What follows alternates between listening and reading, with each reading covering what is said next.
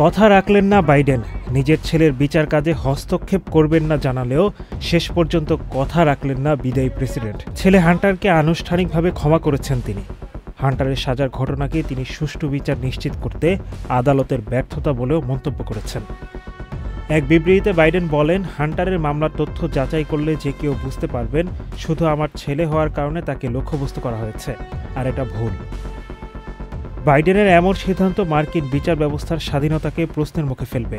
এমন সময়ে এ ঘটনা ঘটল যখন নবনির্বাচিত প্রেসিডেন্ট ডোনাল্ড ট্রাম্প কেন্দ্রীয় তদন্ত সংস্থা FBI প্রধানকে নিজেই মনোনীত করেছেন। বিচার বিভাগেও তিনি নিজেই নিয়োগ দিতে যাচ্ছেন।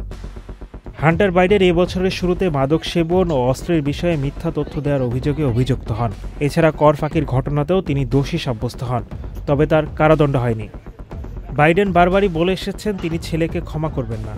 গতকাল মত বদলের কারণ ব্যাখ্যা করেছেন তিনি। বলেছেন তিনি বিচার বিভাগের সিদ্ধান্ত নেওয়ার প্রক্রিয়ায় হস্তক্ষেপ করবেন না বলে জানিয়েছিলেন। ছেলেকে উদ্দেশ্যমূলক ও অন্যায়ভাবে বিচারের মুখোমুখি হতে দেখেও তিনি প্রতিশ্রুতি থেকে সরে আসেননি। কংগ্রেসে বেশ কয়েকটি বিরোধী দলের উস্কানিতে ছেলের বিরুদ্ধে মামলা হয়েছে বলে বিবৃতিতে অভিযোগ করেন বাইডেন।